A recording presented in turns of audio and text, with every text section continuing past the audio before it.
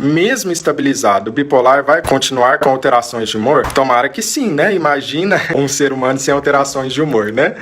Isso não existe, gente. Alterar o humor, oscilar o humor, mudar o humor é do ser humano. Isso é algo que a gente quer. Normal. Isso é normal. Uma pessoa que não altera o humor, ou ela é muito psicopata ou ela é um robô. Isso não existe. A gente quer alterar e oscilar o nosso humor. A questão é o canal que você oscila esse humor.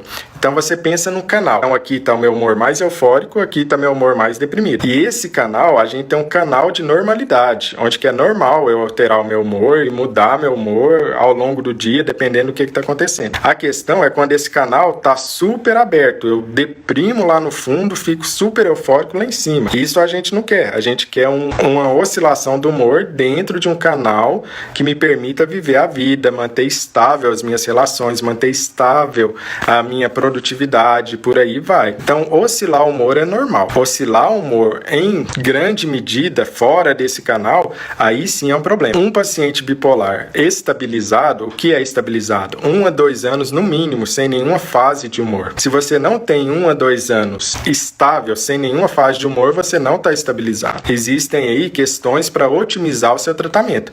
Seja o remédio, seja a dose, seja a atividade física, seja monitorar o seu humor, seja o seu relacionamento, a alimentação, a regulação do sono.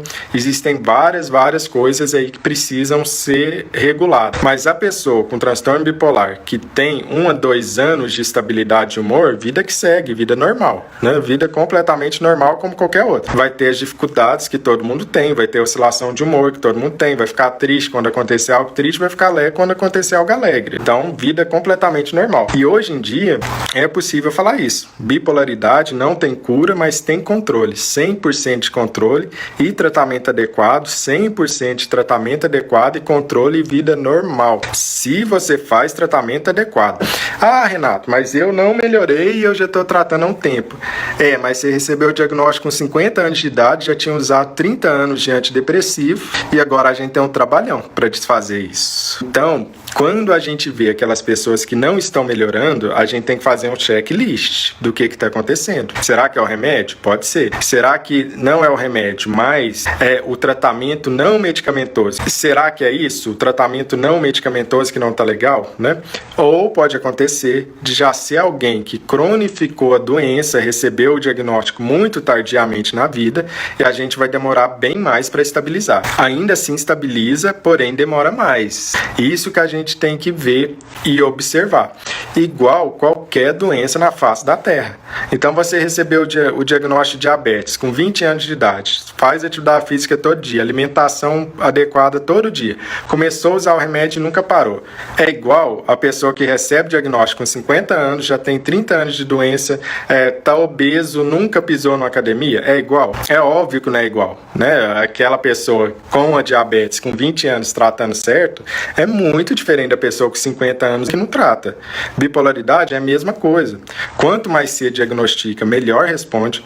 Quanto mais toma corretamente o remédio, melhor fica. Quanto menos entra nessa furada de parar o remédio, que eu sei que vocês param o remédio. A imensa maioria para o remédio. Quanto menos eu fizer isso, melhor eu fico.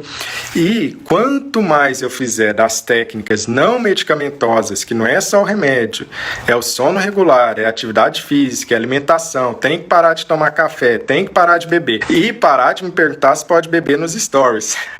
Então faz duas coisas, para de beber e para de me perguntar se pode beber nos stories, né? Aí já vai ser uma maravilha, né?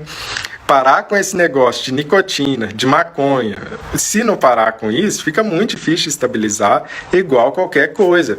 Imagina uma pessoa com pressão alta, mas ela toma um remédio, mas ela come 1 quilo de sal por dia. Ela vai melhorar? Não tem como. Então, bipolaridade não é algo mágico, totalmente abstrato, mágico. Não é. É igual qualquer doença crônica que eu preciso tratar. E tem jeito de tratar. É que os sintomas aparecem na emoção, mas são tão reais quanto qualquer outra doença. E tão possíveis de serem controlados como a diabetes, como a pressão alta. Ah, mas eu não gosto de tomar remédio. Mas ninguém gosta de tomar remédio, não. A gente toma remédio é porque quer. Quem é que gosta de tomar remédio? Coisa mais chata do mundo. Tem que comprar remédio, remédio é tudo caro, tem que ir no psiquiatra, tem que pegar a receita, tem que lembrar daquele negócio todo dia. Ninguém gosta disso. A gente faz porque é necessário e principalmente porque você tem a consciência, você tem a informação do que acontece se você não fizer isso. E isso é que eu insisto tanto e fico falando tanto sobre bipolaridade no perfil, respondendo tanto.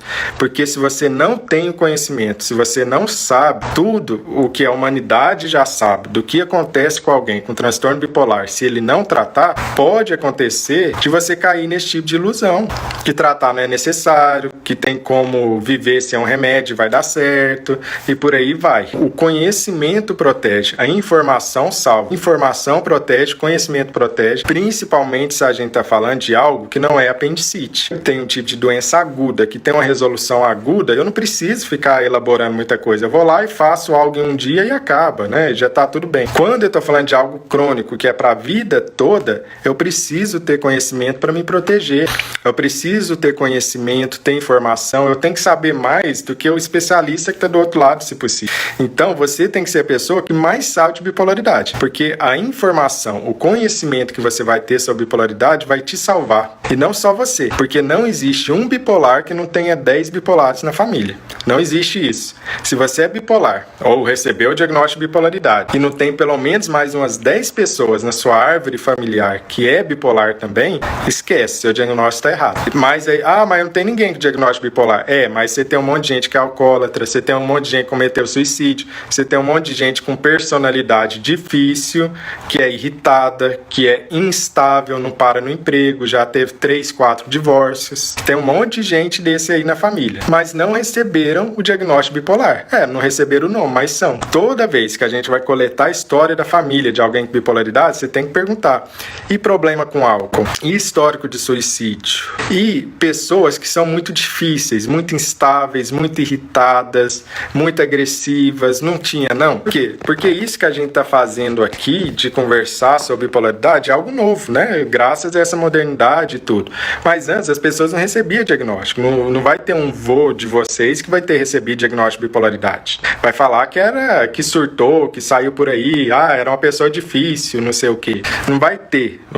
Essa geração não recebia diagnóstico, né, de bipolaridade. Porém, a nossa, felizmente, consegue. A gente consegue perceber isso, consegue tratar isso e tem informações. Então, junto com a pessoa com bipolaridade, tem essa questão aqui que está sendo comentada, que fala assim: minha família é toda bagunçada, deve ser tudo transtorno bipolar mesmo. E é justamente isso. Em geral, são famílias que têm um tecido social esgarçado, né? Que negócio é esse? Em geral, são famílias cheias de briga. Por quê? Porque às vezes um deprime, às vezes o outro entra em mania, aí briga um com o outro. Quando vê, não sobra ninguém. Tá tudo brigado, tudo uma bagunça só. Ou família que nem se conhecem direito, né? Porque foi cada um para um lado, porque ninguém aguentou viver um com o outro.